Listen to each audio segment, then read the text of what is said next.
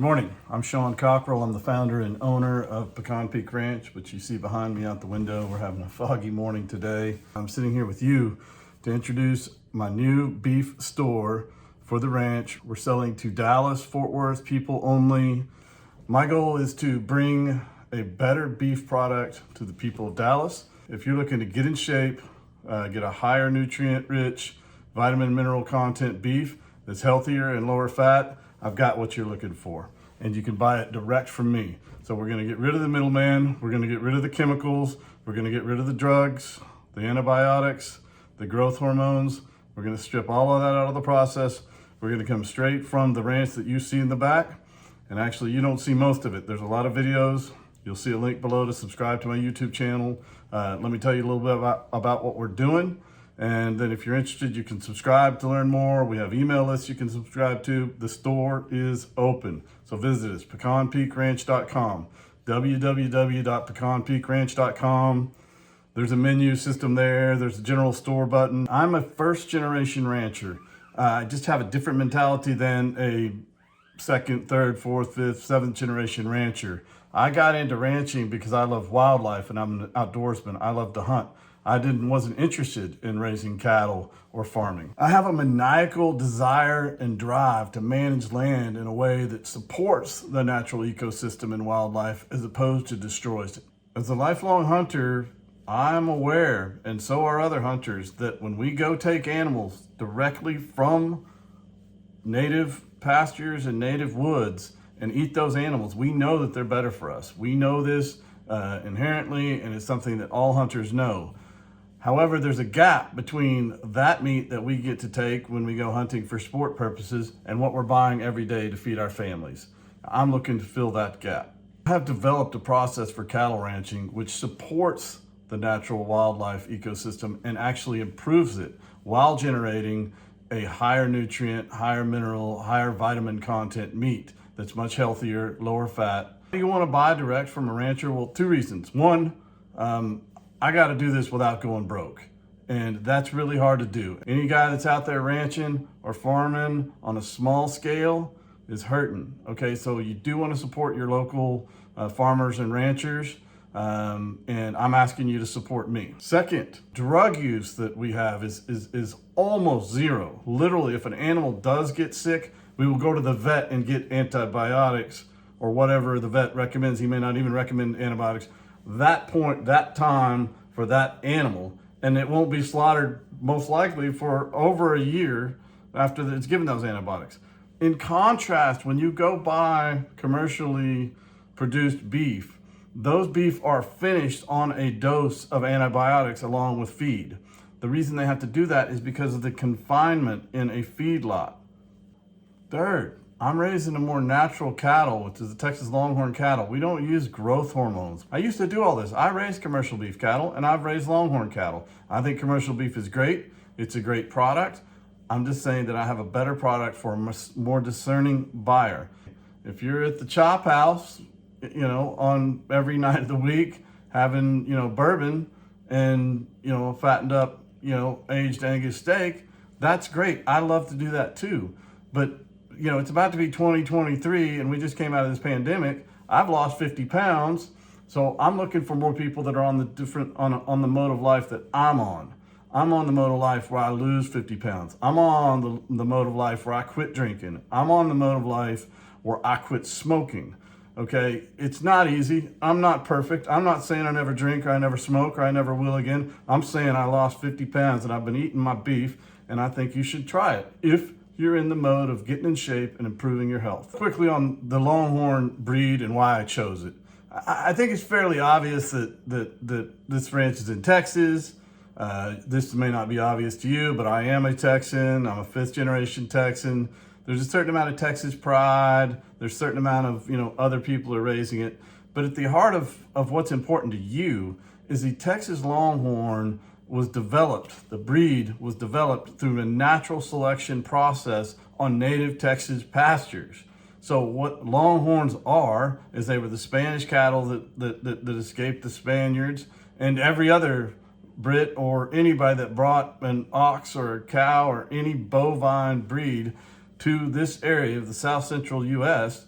largely Texas, and then those animals went feral, and the ones that could survive and gain weight and be healthy on our native ecosystem were the ones that survived and became the Texas Longhorn breed. So for me, I'm starting with a genetic base that's well adapted for the ranch that I own. The other side of this equation is the commercial beef cow. The commercial beef cow has been selected through their ability to gain weight on a monoculture crop, okay? And for their ability to gain weight on feed, okay? They've been genetically selected for these characteristics, and they've also been, cloned. So they'll actually genetically select them, and they'll clone them, and they'll develop these commercial cow breeds. The latest popular one is the Wagyu beef, and there's nothing wrong with these things, but they are designed to be docile, macronutrient producing, lethargic, fat producing beasts, which is okay. However, I don't want to be a docile, large, fat producing beast. I've been that man. It's taken me 2 years to become something else for that man. So I'm looking at a cow in the Longhorn that doesn't need a monoculture crop. It doesn't need grain finishing, okay? And is it gonna be as tender as something that never walks in its life and eats commercial feed and is medicated and drugged its whole life?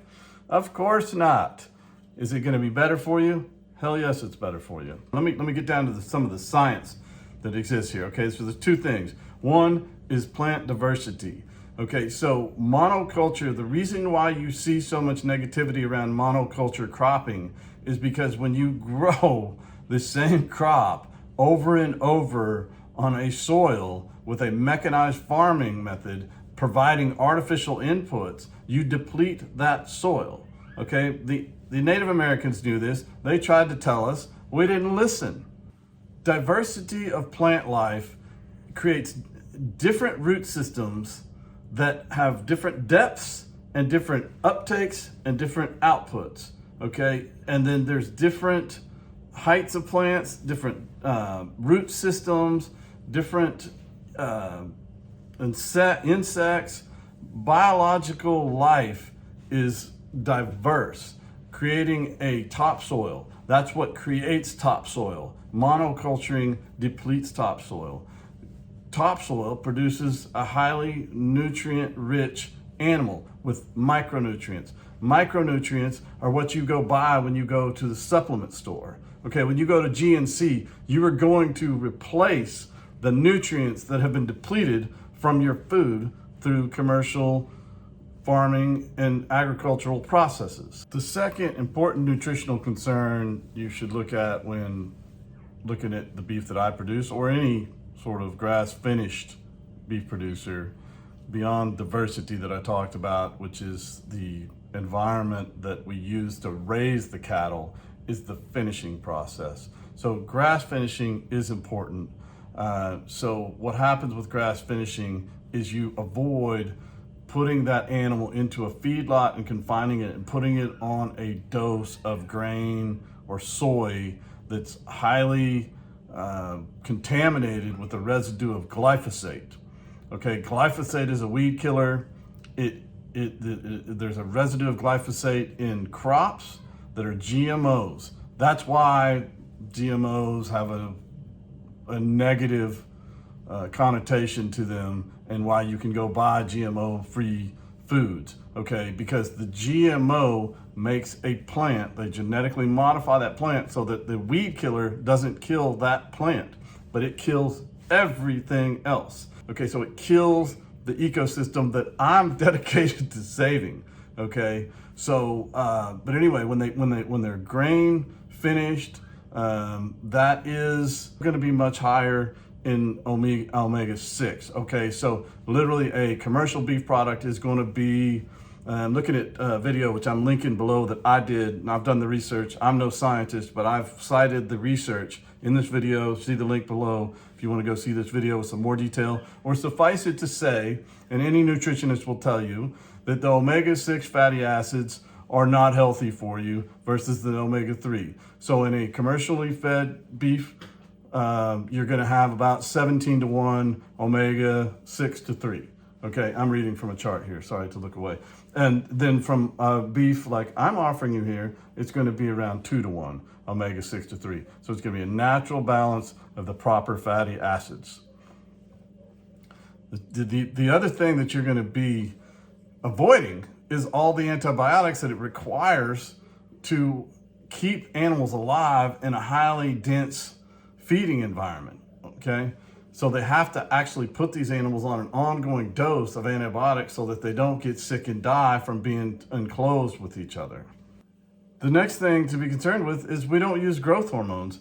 I don't use growth hormones because they wouldn't benefit me, okay? If I were to eke out another 5 pounds of weight per animal to go jeopardize my integrity and put an animal on growth hormones and destroy my reputation and destroy my own family's health, you know, these growth hormones are not good for us. They have residual content in the beef we eat. They're causing enlarged organs. I don't know. These are things that I read. You can go read them yourself. Okay. So the growth hormone is not something that's profitable for a small farmer to jack with. The problem you have is that in a commercial beef environment where you can add 2 pounds to a carcass by adding a chemical or a growth hormone, maybe you can add 10 pounds, maybe you can add 15 pounds per carcass across 1 million carcasses per year. They will inject that cow with whatever does that. Okay, and the company that produces that chemical or that growth hormone is going to make $1 billion because they're going to patent it and nobody else can do that. Okay, so this is another reason why it's important to do business with a small rancher, small family rancher like myself. If you're interested in purchasing some of my beef or learning more about it, you can sign up for my email list below in the description, or you can go to the website that's also in the description, which is www.pecanpeakranch.com, or you can subscribe to my YouTube channel. If you need help ordering or trying to figure out our new order system or have more questions, detailed questions, call me or text first, of course, 214-507-0394. Put the number on the screen and I'll put it in the description below. Let me know who you are, what you're interested in, and I'll call you back, or then you can call me after you text me. I'm launching my online store today, so you can see it on our website. There's also a link below in the description where you can go directly in and order beef. Inventories are updated. We have lots more beef coming. We have been working on fattening these cattle for 2 years now, so we have a large supply of beef ready for sale, ready for the holidays and the new year. Thank you for watching. Subscribe to Pecan Peak Ranch on YouTube.